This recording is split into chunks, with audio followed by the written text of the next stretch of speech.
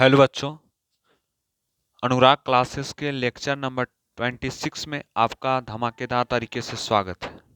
Previous lecture I can be discuss about a some topic of a fuse and NCERT based simple problem. Today I am discuss about a simple problem 2. The question is look in this video. A circuit has a fuse of 5 ampere. What is the maximum number of 100 watt? 100 watt यानी bracket में 220 volts bulb that can be safely used in the circuit। यानी इसमें जो है एक circuit है जिसका fuse 5 ampere का है और इसमें जो मैक्सिमम नंबर ऑफ जो बल्ब है वो 100 वाट का यानी 220 वोल्ट का है। तो इसमें यह सेफ्टली यूज कैसे करेंगे सर्किट में, इसके बारे में बताना है। तो सॉल्यूशन में इसमें यह देखेंगे कि मान लें कि suppose x bulb can be use safely the power of one bulb 100 watt. So power of x bulb P बराबर 100 into x watts, potential difference V बराबर 220 वोल्ट्स, करेंट I बराबर 5 एम्पियर। सपोज डैट इसमें suppose यह माने x bulb जो है use हो रहा है सेफली। नाउ जो पावर ऑफ वन बल्ब, एक बल्ब जो है यानी जो घर में एक बल्ब होता है उसका 100 वाट का है। यानी पहले हम लोग जो लगाते थे पीला वाला बल्ब तो कितना का रहता था, 100 वाट का एक बल्ब रहता था। लेकिन अब एलईडी बल्ब आ गया है जो 9 वाट, 8 वाट, 5 वाट, इसमें भी मैक्सिमम से मैक्सिमम लाइट प्रदान करता है। तो ये 100 वाट का एक बल्ब यानी पीला वाला बल्ब होगा। जो एक्स बल्ब है जो 100 इंटू एक्स वाट यानी एक्स वाट है, 100 में एक्स वाट से मल्टीप्लाई करेंगे तो पोटेंशियल डिफरेंस उसका 220 वोल्ट है। तो आई जो उसमें धारा प्रवाह हो रही है वो 5 एम्पियर है। कितना है, 5 एम्पियर। तो नाउ अब पावर P बराबर V इंटू आई हो गया। पावर P बराबर होता है, पावर वाला होता है V इंटू आई यानी वोल्टेज इंटू करेंट। सो इसलिए पावर इसमें दिया हुआ 100 इंटू एक्स इक्वल टू भी इसमें दिया हुआ था 220 वोल्ट और करंट कितना प्रवाह होता है 5 एम्पियर यानी 220 इंटू 5 यानी एक्स इधर कॉमन निकल गया 220 इंटू 5/100 यानी पूरा कैलकुलेशन करने के बाद एक्स बराबर 11 इसका आंसर आया। Use A maximum number of 11 bulb can be used यानी मैक्सिमम नंबर ऑफ 11 बल्ब इसमें हम यूज कर सकते हैं। तो यहाँ बल्ब कितना यूज होता है 11 बल्ब यानी 100 वाट में 11 बल्ब यूज कर सकते हैं। यहाँ पर आपका कैलकुलेशन के थ्रू आ गया। अब है सिंपल प्रॉब्लम नंबर 3। यह एक आंसर टाइप है, न्यूमेरिकल नहीं, एक आंसर है। ठीक है, यह क्वेश्चन है कि what precaution should be taken to avoid overloading of a domestic electric circuit। यानी क्या करें कि जो डोमेस्टिक यानी घरेलू जो ओवरलोडिंग है इलेक्ट्रिक सर्किट का वो अवॉइड हो सके।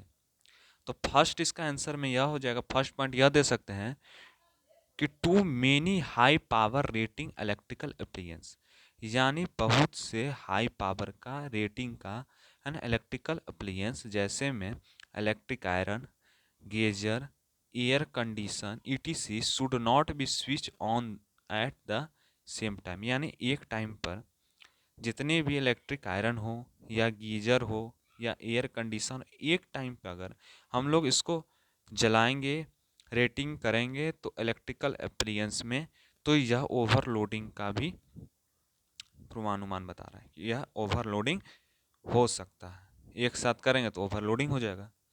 ठीक है, दूसरा पॉइंट हम लोग दे सकते हैं कि too many electrical appliance should not be operated on a single socket.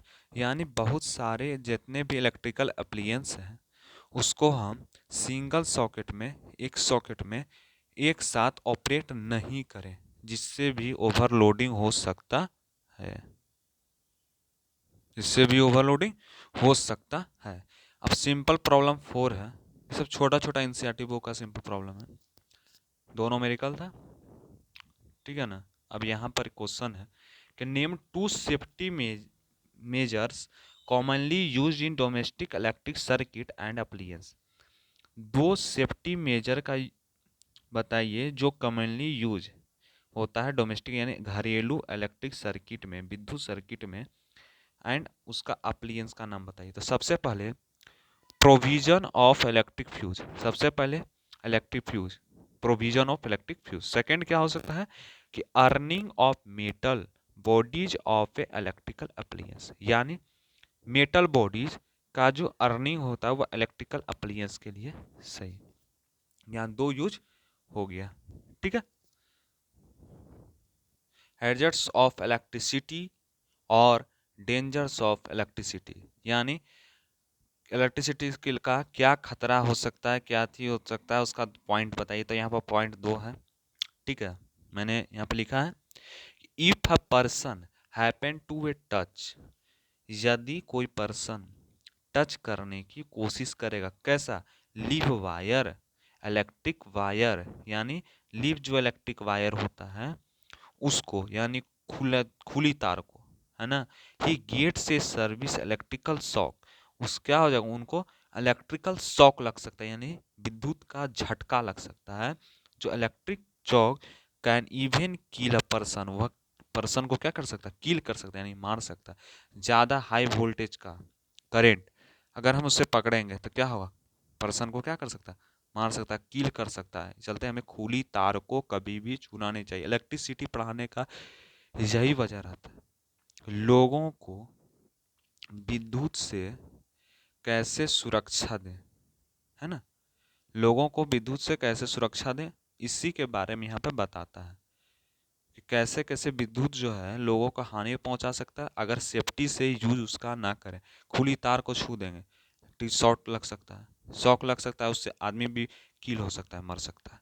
चलते हमें विद्युत से खिलवाड़ नहीं करना चाहिए। दूसरा हो सकता है पॉइंट कि short circuiting due to a damage wiring और overloading of the circuit can cause electrical fire in a building.